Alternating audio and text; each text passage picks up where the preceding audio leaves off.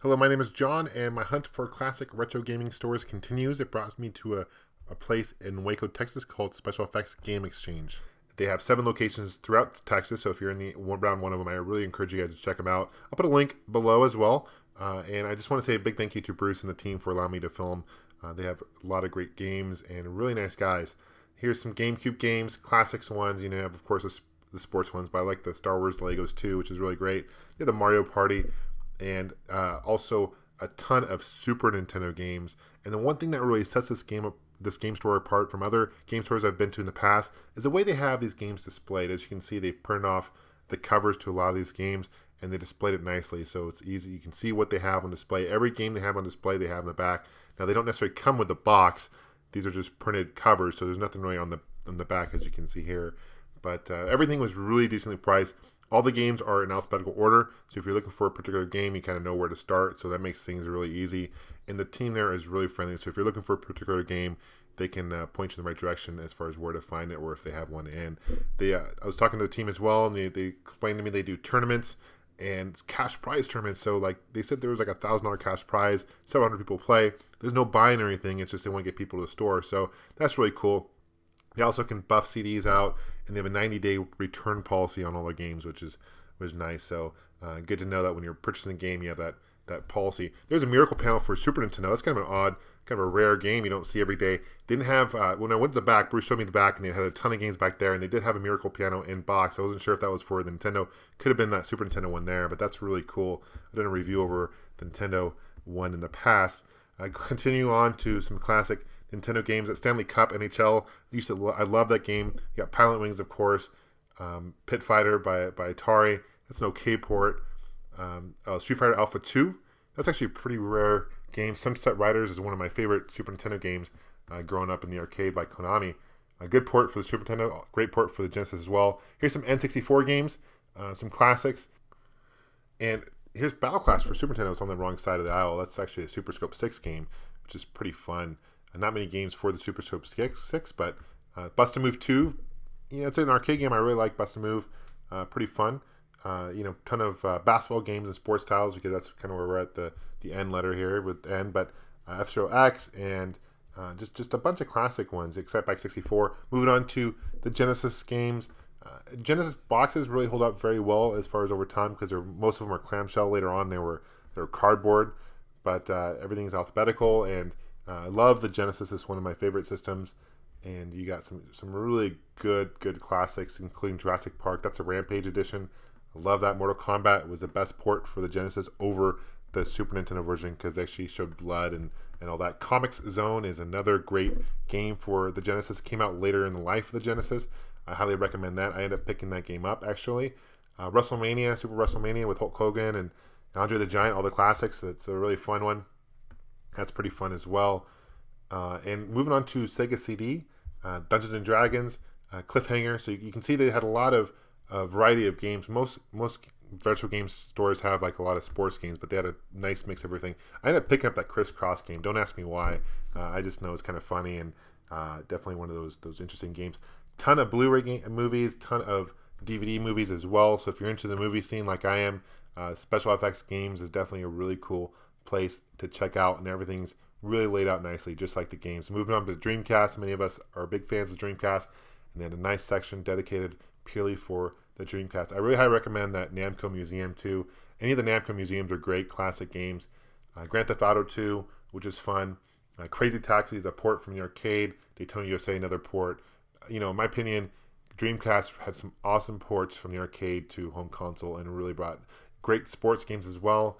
And they had a nice mix of games, and they had a ton of manuals too, like for gaming manuals, which is cool. So if you're into that kind of thing, this is they had a nice little section in the corner with a bunch of strategy guides for games, which is really cool.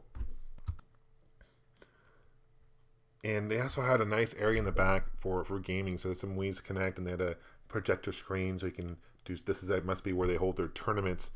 And you can see that's the display case, just full of games, wall-to-wall games. I guess the store has been here for a number of years in Waco, at least 10 years in Waco. They had moved locations, but they also in the case they had some more classic ones, like in television, some Coleco games, This is the Intellivision, obviously that's Odyssey 2 games, which you don't see everywhere.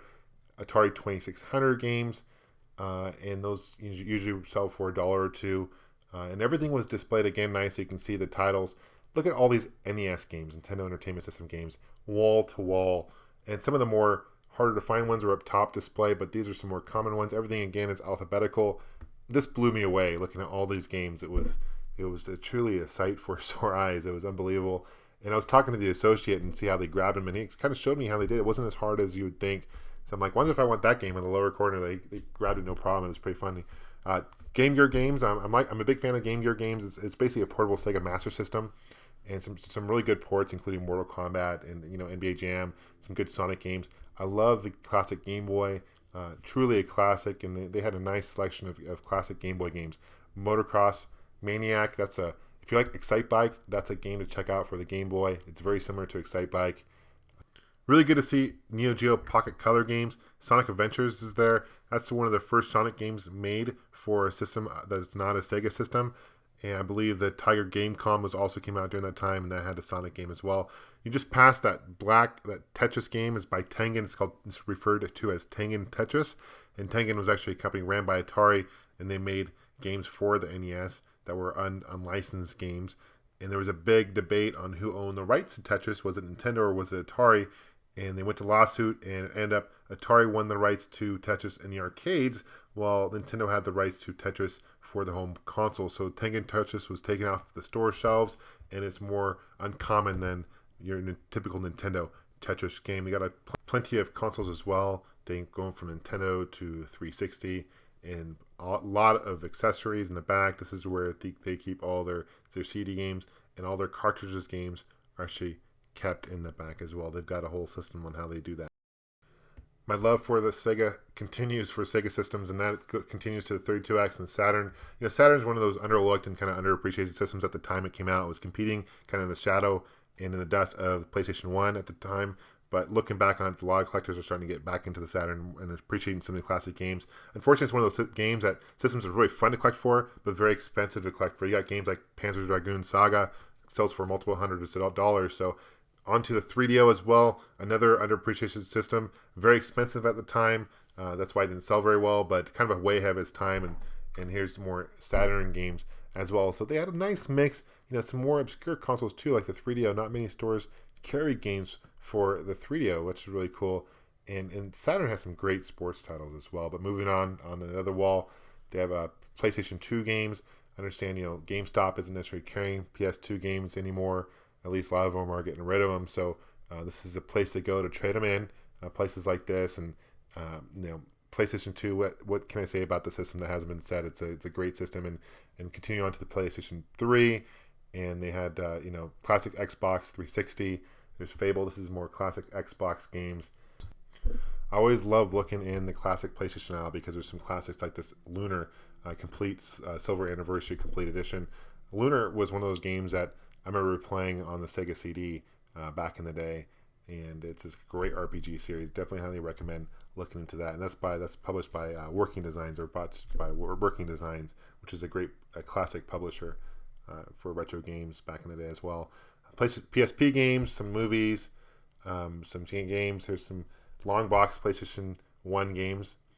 At the top was Wing Commander 3, which is one of my favorite games as well. I played that for the PC back in the day. But if you're ever in the area, definitely check out Special Effects Game Exchange. It's got a lot of great games. People are really friendly, and I think you'll find what you're looking for. Thanks for watching. Thanks for subscribing. Take care.